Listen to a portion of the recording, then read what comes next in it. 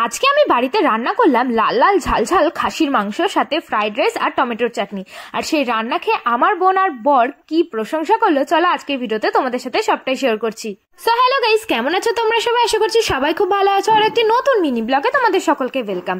25শে ডিসেম্বরের দিন বর বাড়িতে এনেছিল খাসির মাংস, আর সকাল সকাল বায়না করেছিল যে ওকে বানিয়ে দিতে হবে ফ্রাইড রাইস আর একদম কষা কষা করে মাংস আর সাথে টমেটোর চাটনি। তো সেই মতো মাংসটা পরিষ্কার করে ধুয়ে এনেছিলাম আর চালটাও ভিজিয়ে রেখেছিলাম। আর এদিকে দেখো আমার বর আমাকে কিন্তু একটু কাজে হেল্প করে, যেহেতু আর আজকে ছুটি ছিল তাই কিন্তু ও আমাকে সমস্ত সবজিগুলো কেটে, এখানে আলুগুলো দেখো ভালো করে ছুলে কিন্তু কেটে দেবে, আর সাথে কিন্তু অনেক রকম সবজি কেটে রেখেছিল। এই দেখো এখানে বিনস, তার সাথে ক্যাপসিকাম, মটরশুঁটি আর গাজর, এগুলো দিয়ে ফ্রাইড রাইসের মধ্যে দেবো, তাই ও আগে থেকে কেটে রেখেছে। আর সাথে কিন্তু আমার জন্য করে দিয়েছিল এখানে ভাত ভাজা, কারণ আমার আজকে খুব ভাত ভাজা খেতে ইচ্ছা করছিল ওর হাতে। তো আমি একটু টেস্ট করেও দেখলাম, বেশ ভালো হয়েছে। এদিকে আমি খাচ্ছিলাম আর ও ততক্ষণে কিন্তু আলুগুলো কাটার পরে আবার পেঁয়াজও কুচি করে দিচ্ছিল মাংসের জন্য। ওকে তো বললে কিছুতেই শুনবে না, আমি কখন থেকে বলছিলাম তাড়াতাড়ি খেয়ে যাও, ও বলছে যে দাঁড়াও পেঁয়াজটাই রয়েছে, পেঁয়াজটা কুচি করে নিই তারপরে আমি খাচ্ছি। আর এদিকে দেখো মাংসেতে বলেছিল ক্যাপসিকাম দিতে, তাইও কিন্তু ক্যাপসিকামও কেটে রেখেছে। আর সমস্ত কিছু ভালো করে পরিষ্কার করে ধোয়ার পরে আমি স্নান টান করে পুজো দিয়ে চলে এসেছিলাম রান্নাঘরে। আর এখন আগে বসিয়ে দেবো রাইসটা। এখানে দেখো আমি প্রথমে হাঁড়িতে কিন্তু জল গরম করতে বসিয়ে দিয়েছি, আর যা যা লাগবে সমস্ত কিছু দিয়ে দিয়েছি। ছোট এলাচ, বড় এলাচ, গোটা গরম মশলা, ওগুলো দিয়ে জলটা ফোটার পরে কিন্তু আমি এর মধ্যেই ভিজিয়ে রাখা চালটা দিয়ে দেবো। জলের মধ্যে আমি কিন্তু একটু রিফাইন্ড অয়েলও দিয়েছিলাম। এ দেখো এবার চালগুলো আমি এক এক করে দিয়ে দিচ্ছিলাম, আর ভাবছিলাম যে আমার কি সমস্ত চাল এইটুকু হাঁড়িতে ধরবে। তো ফাইনালি আমি কিন্তু হাঁড়িটা পরে চেঞ্জ করে নিয়েছি, কারণ ওইটুকু হাঁড়িতে একটু ধরতো না। আর সাইডে কিন্তু আমি এখানে কড়াই গরম করতে বসিয়ে দিয়েছিলাম, ওর মধ্যে দিলাম ঘি। আর ঘিটা গরম হয়ে যাওয়ার পরে ওর মধ্যে যে সবজিগুলো কেটে রেখেছিল ফ্রাইড রাইসে দেওয়ার জন্য, ওগুলো কিন্তু একটুখানি লবণ দিয়ে আমি ভেজে নিয়েছি। এক পাশে আমি এই সমস্ত সবজিগুলো ভেজে নিচ্ছিলাম, আর এক পাশে কিন্তু আমি ভাতটা বসিয়ে দিয়েছিলাম। এই দেখো হাঁড়িটা দেখেছো, চেঞ্জ লাগছে না? ওই ছোট হাঁড়িটা পাল্টে এই স্টিলের বড় হাঁড়িটাই দিয়েছিলাম, এর মধ্যে ভাতটা অনেকটা ভালোভাবেই হয়েছিল। এই ভাজার পরে আমি কিন্তু একটু কাজু বাদাম কিশমিশ জলে ভিজিয়ে রেখেছিলাম, ওগুলোও কিন্তু ভেজে নিয়েছি। তারপরে চলে এসেছিল আমার বোন, ওকে অনেকবার ফোন করে ডাকা হয়েছিল। ছোটটা আসেনি, মেজোটাই এসেছিল। ছোটটাকে তোমরা অনেকদিন ভিডিওতে দেখতে পাচ্ছ না, নেক্সট কোনো ভিডিওতে ছোটটাকে দেখিয়ে দেবো। আর এখানে আমি মাংসে যে পেস্টটা দেবো ওটাই কিন্তু সমস্ত কিছু আমি এখন পেস্ট করে নেবো। আর বোনকে দিয়ে আমি রসুনটা ছোলাচ্ছিলাম আর কি। যেহেতু 25শে ডিসেম্বর ছিল তাই কিন্তু বোন আসার সময় মা বোনের কাছে কেক পাঠিয়ে দিয়েছিল কেক খাওয়ার জন্য। আর দেখো তোমাদের সাথে কথা বলতে বলতে আমার কিন্তু এখানে ফ্রাইড রাইসও রেডি, মানে বোন আসার আগেই আমার রাইসটা কমপ্লিট হয়ে গেছিল। আর দেখতে কেমন লাগছে তোমরা অবশ্যই কিন্তু কমেন্টসে জানাবে। এটা এখন ঢাকনা দিয়ে ঢেকে রেখে দিয়েছিলাম যাতে গরম থাকে।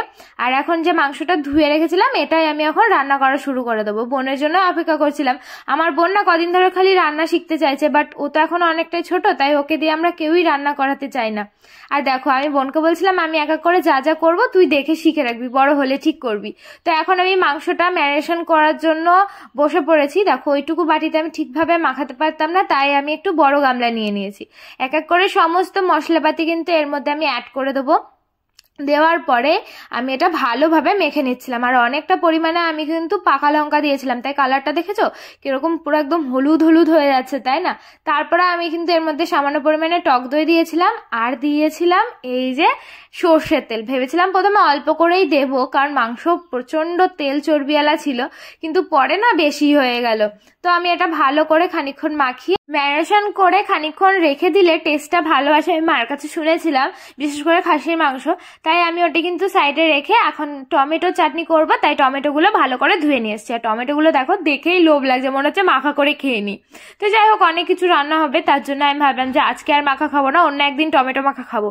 আর এই শীতকালে কিন্তু টক ঝাল মিষ্টি টমেটো মাখা খেতে বেশ ভালোই লাগে। তো আমি টমেটোগুলো কেটে দেখো এখন চাটনিটাও বসিয়ে দিয়েছি। আর অনেকটা পরিমাণে কাজু বাদাম কিশমিশ দিয়েছিলাম, ও বেশি করে এনেছিল ফ্রাইড রাইসের জন্য, আর এই চাটনি করবো তাই। তো এক পাশে চাটনি হচ্ছিল আর এক পাশে আমি মাংসের আলুগুলো তাড়াতাড়ি করে ভেজে নিয়েছি। আর এখন এই তেলের মধ্যে আমি কিন্তু এই ম্যারিনেশন করা মাংসটা দিয়ে দিচ্ছি। কড়াইয়ের মধ্যে আমি ফার্স্টে কিন্তু তেল দিয়ে তারপরে একটুখানি শুকনো লঙ্কা আর তেজপাতা আর পেঁয়াজ কুচি দিয়ে খানিকক্ষণ ভেজে নেওয়ার পরে কিন্তু এই মাংসটা দিয়েছি। তারপরে আমি খানিকক্ষণ ওটা নাড়াচাড়া করার পরে ঢেকে দিয়েছি। আর ততক্ষণ দেখো আমার চাটনিটাও রেডি হয়ে গেছে, বাটিতেও ঢেলে নিয়েছি। তো চাটনিটা আমি সাইডে রেখে দেবো। আর এখন আমি মাংসটাতে ফোকাস করবো, কারণ মাংসটা অনেক অনেকক্ষণ ধরে আমাকে কষিয়ে কষিয়ে রান্না করতে হবে, যেহেতু বর ভালোবেসে মাংস রান্না খেতে চেয়েছে আমার হাতে। আর দেখেছো এর মধ্যে আমি তারপরে ক্যাপসিকাম কুচিটাও দিয়ে দিয়েছি। আর দেখো মাংসের পিসগুলো ভালোই বড় বড় ছিল আর পুরো চর্বিযুক্ত আলা ছিল, দেখেই মনে হচ্ছিল রেয়াজি খাসি পুরো। আমি যখন ম্যারিনেশন করেছিলাম তখন কিন্তু মিট মশলা দিয়েছিলাম না, তো যখন কষিয়ে নিয়েছি তখনই কিন্তু মিট মশলাটা দিয়েছি। আর এখানে দেখো আমি চর্বি যে ছিল ওটা আলাদা করে রেখেছি, আর এই আলুগুলো ভেজে আলাদা করে রেখে দিয়েছি, কারণ খানিকক্ষণ কষানোর পরে আমি পরে ওই আলুগুলো আর চর্বিগুলো দেবো। তো যেহেতু খাসি মাংস রান্না করতে অনেকক্ষণ লাগে, তাই ওদিকে মাংস হচ্ছিল আর এদিকে আমি আর বোন কেক খাচ্ছিলাম। আর দেখো চাটনিটা কি সুন্দর লাগছে দেখতে, আর তার সাথে ফ্রাইড রাইসটা। আচ্ছা তোমরা কমেন্টসে জানাও যে তোমরা 25শে ডিসেম্বরের দিন বাড়িতে কি কি রান্না করে খেয়েছো। আমাদের তো ছোটখাটো পিকনিক হয়ে গেছে 3 জনের মিলে। অনেকদিন জানো তো কোথাও পিকনিক খাওয়া হয় না, আর কোথাও পিকনিকেও যায়নি, সে স্কুল লাইফে মনে হয় লাস্ট পিকনিক গেছিলাম। তো যাই হোক আমার মাংসটা কষানো হয়ে গেছে, আর মধ্যে আমি আলু দিয়ে দিয়েছিলাম পরে। আর এখন এই মাংসটা কিন্তু আমি প্রেসার কুকারে দিয়ে খানিকটা সিটি দিয়ে নেব, 4-5 সিটি। তো আমি এখন প্রেসার কুকারে কিন্তু মাংসগুলো এক এক করে ঢেলে নিয়েছিলাম। আর এই কষা মাংস দেখে আমার বোন বায়না করছিল কষা মাংস খাবে, বাট আমি ওকে বললাম একবারে রান্না হয়ে খাস, না হলে মাংসগুলো একটু শক্ত শক্ত থাকবে, তখন আর টেস্ট লাগবে না। তো একটু টেস্ট করে বলেছিল, বেশ ভালোই হয়েছিল। তো আমার দেখো 4-5টা সিটি দেওয়ার পরে মাংস রান্না পুরো রেডি হয়ে গেছে। আর আমি একটু পাতলা পাতলাই করেছিলাম, কারণ খাসি মাংস পরে এমনি জমে যাবে ওই তেলের জন্য, তাই একটু ঝোলঝোলি রেখেছিলাম। তো দেখো গরম যখন ছিল তখন এই ঝোলঝোল ছিল, কিন্তু পরে না পুরো একদম লেগে লেগে এসেছিল। আর সেন্টটা যা বেরোচ্ছিল দারুণ, আমার তো মনে হচ্ছিল আমি সব খেয়ে নি। তো আমার বরকে ফোন করছিলাম, ও বাড়িতে ছিল না, তো ও বললো তোমরা খেয়ে নাও, আমি সন্ধ্যাবেলাতে বাড়িতে যাবো। আর দেখো আমি আর বোন তাই আর একটু ওয়েট না করে বসে পড়েছি দুজনা খাওয়া দাওয়া করতে। প্রথমে রাইসটা আমি আমার বোনকে দিয়ে দিয়েছি, তারপরে কিন্তু আমি নিয়ে নিয়েছি। আর রেখেছো রাইসটা দেখে কার কার লোভ লাগছে অবশ্যই কমেন্টস করে জানিও তো। আর এখন হচ্ছে এই স্পেশাল মাটনটা একদম ঝোলঝোলই রেখেছি আমি তোমাদেরকে বললাম। আর আলুগুলো দেখে তো আমার বিশেষ লোভ লাগছিল, আর আমি তো মাংসে আলু দেবই, কারণ আমার আলু খেতে খুব ভালো লাগে। আর ও নিয়ে এসেছিল আজকে সব সলিড পিস দেখে, কারণ মাটনের ওই সলিড পিসগুলোই খেতে কিন্তু বেশি টেস্ট লাগে হাড়ের থেকে। আর একটা নাল্লি পিস ছিল যেটা আমার জন্য নিয়ে এসেছিল, তো সেটা আমি কিন্তু নিয়ে নিয়েছি। আর সাথে তো চর্বি ছিলই, চর্বি খেতে আমার এত ভালো লাগে, আবার ভয়ও লাগে যে চর্বি খেয়ে দিন দিন আমি মোটাই না হয়ে যায়। তো দেখো মাংসগুলো দেখেছো পুরো একদম চর্বিযুক্ত ছিল।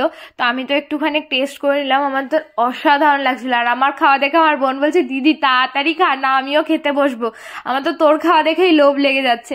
আচ্ছা তোমরা কে কে মাটন খেতে ভালোবাসো আমাকে কমেন্টসে জানিও তো, আমার তো মাটন খেতে ভীষণ ভালো লাগে।